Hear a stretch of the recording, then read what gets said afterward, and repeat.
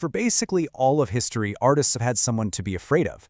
Once upon a time, it was kings who could just silence you with a single order. Then it was churches deciding what was holy and what was forbidden. And after that, you had entire states that could literally erase you and your work for creating the wrong kind of art. But what happens when the force that controls what you see isn't a person or a government, but a piece of code?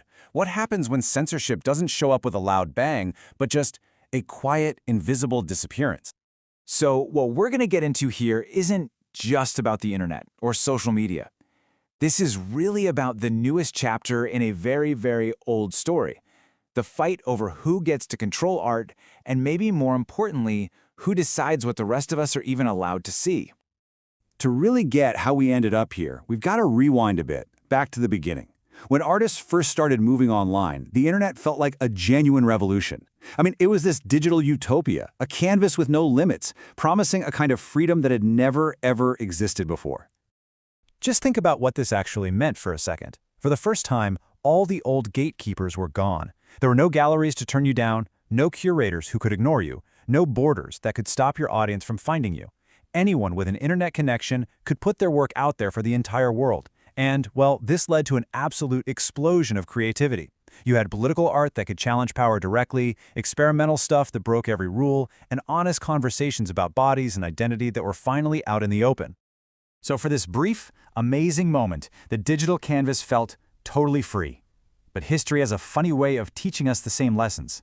And one of the big ones is this: whenever and wherever art starts to get powerful, some kind of control is always, always right around the corner. That digital utopia? Yeah, it wasn't built to last. And at first, that control was pretty polite. It didn't call itself censorship, of course. It used these nice, soft corporate words, right? Like community guidelines or content moderation. The platforms all said they were just neutral parties, just trying to keep everyone safe.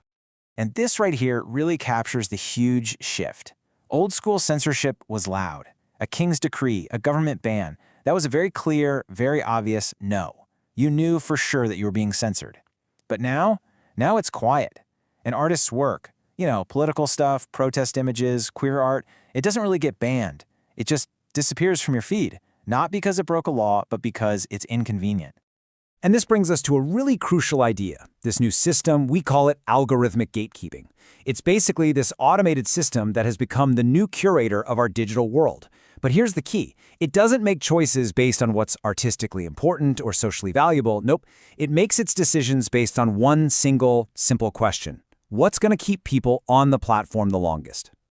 And that quote really gets to the heart of it all. The algorithm's not